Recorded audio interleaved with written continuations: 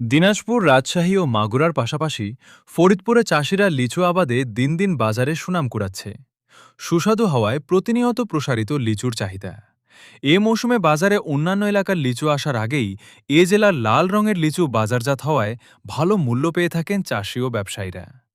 বাগান মালিকরা বলছেন, আগামী ২ সপ্তাহের মধ্যেই বাজারে ওঠার সম্ভাবনা রয়েছে। ফরিদপুরের মধুখালী উপজেলার জাহাপুর, বোয়ালমারী উপজেলার কাদিরদি, সদর উপজেলার ঈশান গোপালপুর, চাঁদপুর এলাকার অন্তত ২৫ গ্রামে পরিকল্পিতভাবে লিচুর বাগান গড়ে উঠেছে। এ জেলায় বাণিজ্যিকভাবে লিচুর চাষ হয়ে আসছে প্রায় অর্ধ শতাব্দী ধরে। তবে গত ২ দশক ধরে লিচুর আবাদ বেড়েছে অনেক। এখানকার লিচু চাষিরা মুজাফফরপুরি, বোম্বাই ও চায়না ৩ জাতের লিচুর আবাদ করে।